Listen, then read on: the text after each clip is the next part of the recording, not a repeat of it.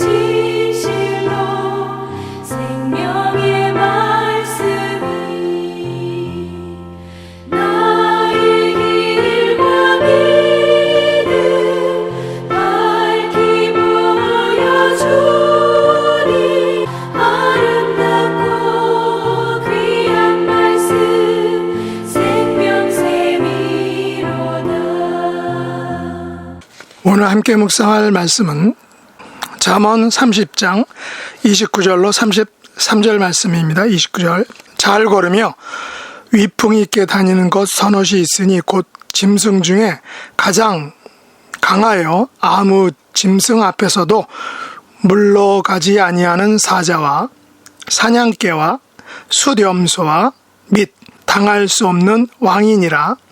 만일 내가 미련하여 스스로 높은 채 하였거나 혹 악한 일을 도모하였거든 내 손으로 입을 막으라.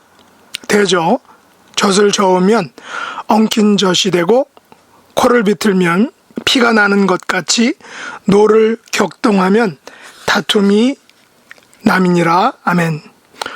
오늘 말씀의 제목은 위풍당당하게 믿으라 라는 것입니다. 오늘 말씀은 위풍당당한 것들 4가지에 대한 잠언 기자의 교훈의 말입니다. 아굴은 앞에서 작고 보잘것없는 것들에게 은혜를 베푸시고 살 길을 주시는 하나님에 대해서 소개하였습니다.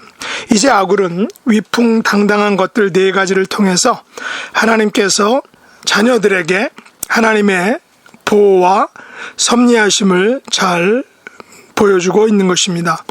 먼저 하나님께서는 태도와 걸음걸이에서 고귀한 것들, 다시 말해 위풍당당한 것들 4가지를 만드셨습니다. 첫째는 짐승 중에 가장 강하여 아무 짐승 앞에서도 물러가지 아니하는 사자입니다.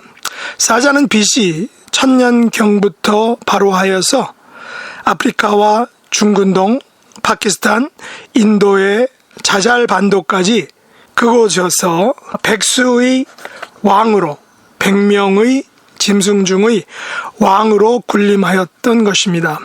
몸통의 길이는 160에서 250cm, 꼬리는 75에서 100cm, 몸무게는 150에서 250kg까지 나간다고 합니다. 3살이 되면 성년이 되는데 암컷의 경우 임신 후 약 105일에서 110일 만에 한 마리에서 무려 6마리 정도의 새끼를 낳는다고 합니다. 1, 2년간 어미와 아비의 품에서 안전하게 자란 후에 자연 속으로 가게 되는데 대개 20년에서 25년을 산다는 것입니다. 구약에 보면 사자가 삶의 주변에서 흔히 볼 수 있는 것을 우리가 성경을 통해서 알 수 있습니다. 사자는 영어로 라이언이죠. 구약에서 약 155번 사용되었다고 합니다. 하지만 숫사자는 아리, 암사자는 아르예라고 합니다. 그 중에 젊은 사자와 어린 사자는 케필이라는 것입니다. 시편 34편 10절에 보면 젊은 사자는 궁핍하여 줄일지라도 여호와를 찾는 자는 모든 좋은 곳에 부족함이 없으리로다 라고 하면서 여호와를 찾는 자가 용맹한 젊은 사자보다 더 강건하다라고 말하고 있습니다. 신약에서는 9번 정도 사용하고 있는데 그중 7번은 비유적으로 사용하는 것입니다. 디모데후서 4장 17절에 보면 주께서 내 곁에 서서 나에게 힘을 주심은 나로 말미암아 선포된 말씀이 온전히 전파되어 모든 이방인이 듣기 하려 하심이니 내가 사자의 입에서 건짐을 받았느니라 라고 말하고 있습니다. 사무엘하 1장 23절에 보면 다윗이 사울과 요나단을 위한 조가를 지어서 불렀는데 그 중에 이런 내용이 있습니다. 사울과 요나단이 생전에 사랑스럽고 아름다운 자이더니 죽을 때에도 서로 떠나지 아니하였도다. 그들은 독수리보다 빠르고 사자보다 강하였도다 라고 이렇게 말하면서 사자는 강함을 상징한다는 것입니다. 창세기 49장 9절에도 야곱이 유다 지파에게 유언할 때 사자를 언급한 적이 있습니다. 유다는 사자 새끼로다. 내 아들아 너는 움킨 것을 찢고 올라갔도다. 그가 엎드리고 웅크림이 수사자 같고 암사자 같으니 누가 그를 범할 수 있으랴 라고 하면서 유다 지파에게 마치 그 위용이 용맹함이 사자 새끼 같다, 수사자 같다, 암사자 같다 라고 말하면서 유다의 강함을 예언했던 것입니다. 여기서 사자는 왕권과 힘과 용기를 상징하고 있습니다. 이 유다 지파의 가장 훌륭한 후손인 예수 그리스도는 요한계시록 5장 5절에 보면 유다 지파의 사자로 이렇게 불려지고 있습니다. 한번 읽어보겠습니다. 장로 중 한 사람이 내게 말하되 울지 말라. 유다 지파의 사자 다윗의 뿌리가 이겼으니, 여기서 다윗의 뿌리는 바로 예수 그리스도를 의미하는데 예수 그리스도가 이겼으니 그 두루마리와 그 7인을 떼시리라 하더라 라고 말하고 있습니다. 우리가 잘 아는 C.S. 루이스의 나니아 연대기 속에는 예수 그리스도를 상징하는 사자 아슬란이 등장하죠. 바로 이 사자 아슬란을 통해서 희생과 사랑과 구속과 신성한 권위가 무엇인지를 그 나니아 연대기 속에서 잘 보여주고 있는 것입니다.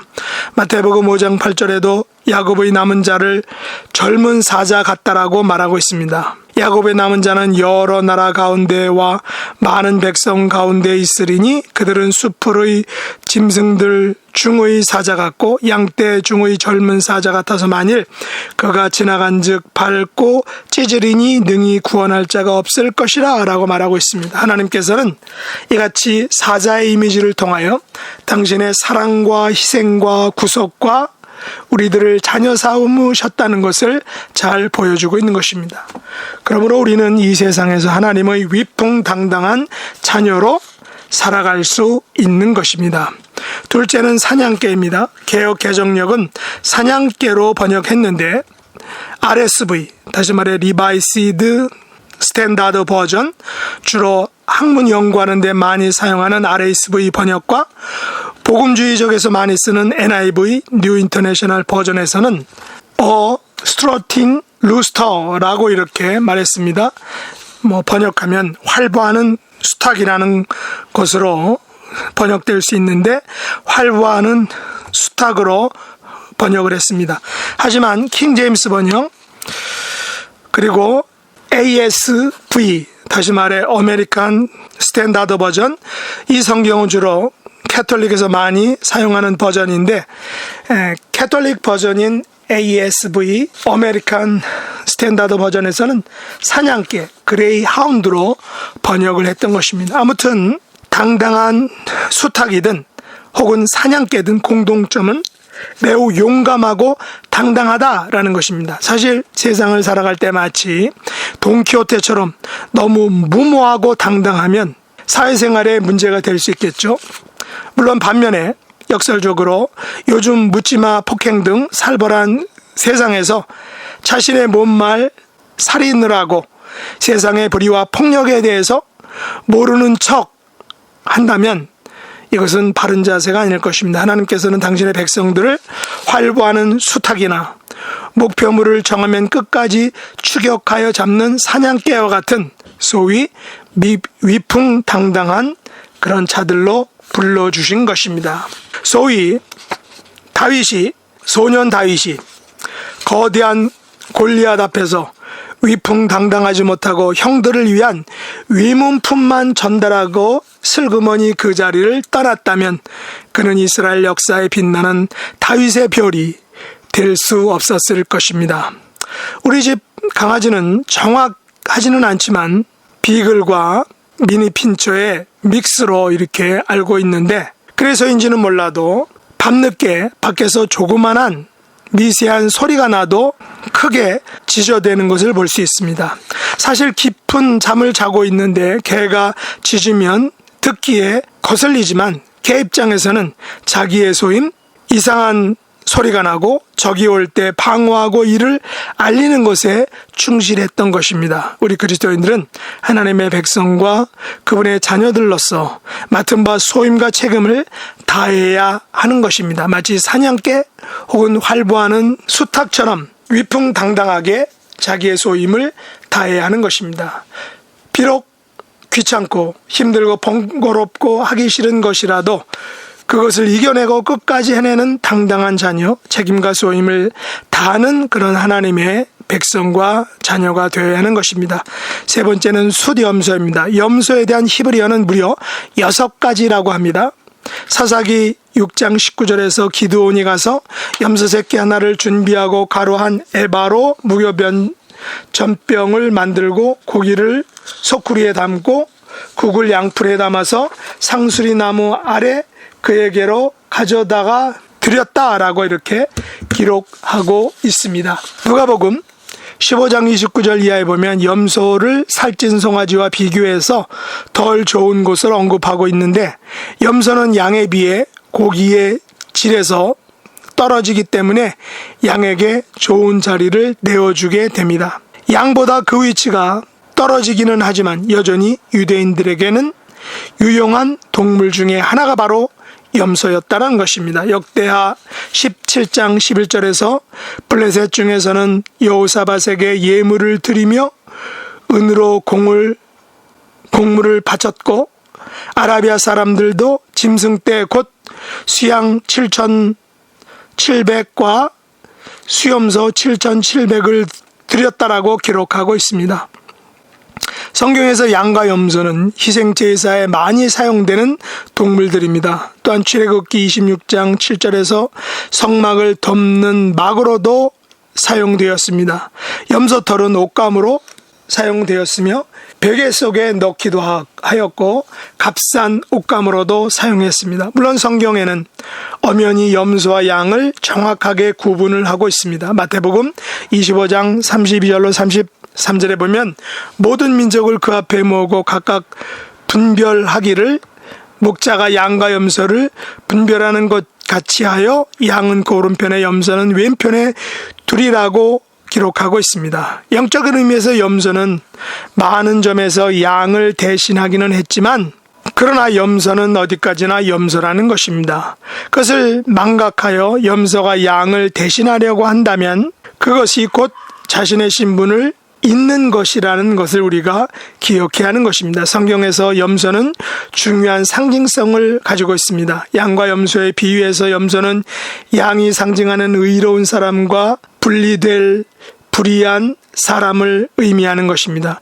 구약 성경에서 야곱이 강하고 다산한 염소를 악한 염소와 분리하는 장면에서처럼 염소는 힘과 다산을 상징하는 것입니다. 더 깊이 들어가면 염소는 희생 제물에서 중요한 역할을 했는데, 염소의 피는 죄를 속죄하는 데 사용되었습니다.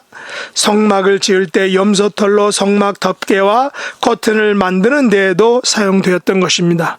성경에서 염소는 불의한 자와 힘 있는 자를 상징하는 동시에 다산과 희생을 의미하는 것과도 연관되어 있습니다. 성경에서 염소는 종종 악과 심판과 상징적으로 연결되어 있는 것입니다. 이는 마태복음 25장 31절로 46절에서 예수님이 사람들을 양과 염소에 비유해서 의로운 사람은 양으로 불의한 사람은 염소로 구분하는 그 과정에서 확인할 수 있습니다. 이 구절은 타인에 대한 배려와 동정심이 부족해서 정죄를 받거나 심판을 받는 사람과 염소의 연관성을 잘 보여주는 것입니다. 염소는 구약의 희생 제사 제도에서 속죄와 죄로부터의 정화를 상징하는 속죄 제물로 자주 언급되고 있습니다. 레위기 16장 7절로 10절에서 염소 2마리를 희생양으로 바치는 의식이 나오는데, 하나는 백성의 죄를 위한 것이고 다른 하나는 희생양으로 바치는 것으로 죄와 심판의 개념에 대한 염소의 중요성을 강조하고 있는 것입니다. 순종적이고 복종적인 동물로 여겨지는 양과는 달리 염소는 파괴적이고 독립적인 성격으로 잘 알려져 있습니다. 이러한 구분은 충실하고 순종적인 신자를 양으로, 반항적이고 불충실한 사람을 염소로 표현하는 성경의 은유를 반영하고 있는 것입니다. 요약하자면 염소에 대한 성경적 관점은 악, 심판, 죄와의 상징적 연관성을 가지고 있습니다. 반면에 양의 성격은 순종과 신실함을 의미하는 것을 강조하고 있는 것입니다. 흔히들 숫염소라면 고집센 동물의 상징으로 우리가 불려지는 것을 볼 수 있습니다. 네 번째로 당할 수 없는 왕입니다. 왕을 묘사할 때 당할 수 없는 왕이라고 말하고 있습니다. 이는 왕의 권위와 힘을 의미하는 것입니다. 왕이 가진 군대는 막강합니다. 군대는 국가의 전쟁을 대비해서 무장하고 조직된 집단입니다. 고대 이스라엘에서 조직된 군대가 없었습니다. 족장 시대에는 위기에 직면할 때마다 족장들이 그 시족 중에서 남자들을 징집했던 것입니다. 사사 시대에는 방어 또는 필요에 따라 선제 공격을 하기 위해서 지파 단위로 구성된 비정규 군대가 있었습니다.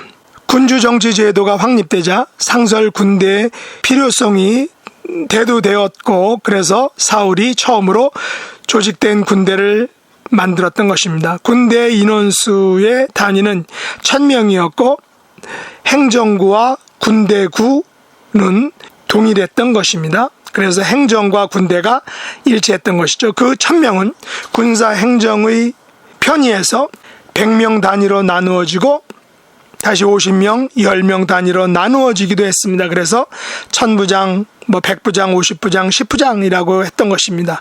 각 부대는 대장 아래에 있었고 지휘관 대장이 모여서 협의하고 행동을 결정했던 것입니다. 이스라엘 군대는 다윗 이전까지는 보병만 있었는데 칼을 쓰는 자, 창 던지는 자, 물매하는 자, 활 쏘는 자, 방패 잡은 자 등으로 구성되었습니다. 이들은 20세 이상의 남자들이었고 1000부장, 100부장, 50부장 등의 조직을 갖고 있었습니다. 솔로몬 시대에 와서 기병과 전체 부대가 생겨났는데, 하지만 이스라엘에게 있어서 승리의 관건은 여호와에 대한 복종 여부에 달려있던 것을 우리는 성경을 통해서 볼 수 있습니다. 아무리 강한 무기와 기병과 전차 부대를 가지고 있다 할지라도 하나님께 순종하지 않고 불순종하면 전쟁에서 지고 또한 패배했던 것입니다. 신약에서는 군대에 대한 많은 언급이 로마의 진주군을, 주둔군을 가리키고 있습니다. 로마 제국은 훌륭한 행정과 군사 조직을 갖고 있었습니다. 그리고 예수님께서 군대는 수가 많다는 것을 나타내기 위해서 비유로 이런 말씀을 하셨죠. 마태복음 26장 53절에 보면 너는 내가 내 아버지께 구하여 지금 12군단 더 되는 천사를 보내시게 할 수 없는 줄로 아느냐? 하나님께서는 수많은 천군 천사들을 가지고 계신 것입니다. 예수님께서는 저 여러분을 그 주님의 군사된 자들로 불러주셨습니다. 그래서 사도 바울은 에베소 6장 10절로 18절에서 우리가 영적으로 무정한 그리스도의 군사다라고 말하고 있는 것입니다. 한번 읽어보겠습니다. 끝으로 너희가 주 안에서와 그 힘의 능력으로 강건하여지고 마귀의 관계를 등이 대적하기 위하여 하나님의 전신갑주를 입으라. 우리의 씨름은 혈과 육을 상대하는 것이 아니요 통치자들과 권세자들과 이 어둠의 세상 주관자들과 하늘에 있는 악의 영들을 상대함이라. 그러므로 하나님의 전신갑주를 취하라. 이는 악한 날에 너희가 능히 대적하고 모든 일을 행한 후에 서기 위함이라. 그런즉 서서 진리로 너희 허리띠를 띠고 위에 호심경을 붙이고 평안의 복음이 준비한 것으로 신을 신고 모든 것을 위에 믿음의 방패를 가지고 이로써 능히 악한 자의 모든 불화살을 소멸하고 구원의 투기와 성령의 검 곧 하나님의 말씀을 가지라. 모든 기도와 간구를 하되 항상 성령 안에서 기도하고 이를 위하여 깨어 구하기를 항상 힘쓰며 여러 성도를 위하여 구하라 라고 했습니다. 우리는 하나님 나라의 군사들이며 그리스도의 군사들임 우리가 잊지 말아야 하는 것입니다. 끝으로 잠언 기자인 아굴은 32절과 33절에서 스스로 높은 치하는 교만을 경계하고 있습니다. 한번 읽어보겠습니다. 만일 내가 미련하여 스스로 높은 치하였거나 혹 악한 일을 도모하였거든 내 손으로 입을 막으라. 대저 젖을 저으면 엉긴 젖이 되고 코를 비틀면 피가 나는 것 같이 노를 격동하면 다툼이 남이니라 라고 했습니다. 스스로 높은 치하는 것은 지극히 미련한 짓이다라는 것입니다. 또한 악한 일을 도모하는 것도 매우 미련한 짓이다라는 것이죠. 그러므로 아굴은 교만과 악한 일을 내 손으로 막으라고 명령합니다. 아굴은 스스로 높은 치하는 미련함과 악한 일을 도모하는 이 미련함은 마치 젖을 젓는 행위, 코를 비트는 행위, 그리고 노를 격동케 하는 행위와 같다라고 말합니다. 젖을 저으면 버터가 되고 코를 비틀면 코피가 나고 노를 격동하면 다툼이 생기는 것은 지극히 자연스러운 일이죠. 이런 자연스러운 일을 알면서도 스스로 높은 치하는 미련함은 그 누구도 말릴 수 없다는 것입니다. 그러므로 악한 일을 도모하였다면 손으로 입을 막고 반성하여 보라는 것입니다. 그러나 영어 표현에서 clap your hand over your mouth라고 이렇게 입을 막으라 라는 이 말은 의역하면 침묵의 시간을 가지라는 말로 의미할 수 있다는 것입니다. 입을 막는다는 것은 모든 행위를 중단하는 것이죠. 철저하게 뒤를 돌아보고 반성하는 것입니다. 악한 일을 도모하였는데도 뒤를 돌아보고 철저하게 반성하지 않고 뉘우치지 않고 고치지 않는다면 그에게는 소망이 없는 것입니다. 우리 그리스도인들은 결코 완전한 사람이 아닙니다. 때로는 실수도 하고 실패도 하고 죄도 짓습니다. 그러나 스스로 높은 치하는 교만을 버리고 혹 악한 일을 도모했더라도 침묵의 시간을 통하여 철저하게 반성하고 돌이킨다면 우리에겐 소망이 있는 것입니다. 우리가 죽을 수밖에 없는 죄인임에도 불구하고 위풍당당하게 살아갈 수 있는 유일한 이유는 우리를 위하여 나를 대신해서 십자가에서 죽으신 예수 그리스도의 희생과 사랑 때문인 줄 믿습니다. 우리가 유다의 사자로 오신 예수 그리스도를 믿고 의지하고 살아간다면 우리 앞에 어떤 상황이 놓인다 할지라도 믿음과 소망 가운데 위풍당당하게 살아갈 수 있는 것입니다. 이런 삶을 살아가는 저와 여러분 될 수 있기를 예수님의 이름으로 축복합니다. 기도하겠습니다. 하나님 아버지, 이 땅에서 위풍당당하게 살아가는 사자와 사냥개와 수렴서와 왕의 모습을 통해서 하나님의 자녀인 저희들을 위로하시고 소망을 갖게 하심을 감사합니다. 우리가 이들처럼 위풍당당할 수 있는 것은 우리의 죄를 대신해서 유다 지파의 사자 다윗의 뿌리신 예수 그리스도가 죄와 사망 가운데에서 우리를 건져주시고 이기시고 승리하신 줄을 믿습니다. 그 부활의 능력인 줄 믿습니다. 또한 믿고 감사를 드립니다. 우리의 삶이 어떤 상황에 처할지라도 예수 그리스도를 통해서 얻은 소망과 새 생명을 덧입고 힘입음으로 위풍당당한 삶을 살아갈 수 있게 하여 주옵소서. 육신의 연약함으로 고통받는 주의 자녀들 백성들 치료의 손으로 터치해 주시고 깨끗하게 해주시고 우리에게 허락하신 하나님의 존귀한 자녀 손들에게 하나님의 지혜와 능력을 예수 그리스도를 통한 위풍당당함을 이 땅에서 살아갈 수 있게 하여 주시기를 간절히 간구합니다. 예수님의 이름으로 간절히 기도드립니다. 아멘. 주가 일하시네, 주가 일하시네, 주께 아끼지 않는 자에게 주가 일하시네, 주가 일하시네, 신뢰하며 걷는 자에게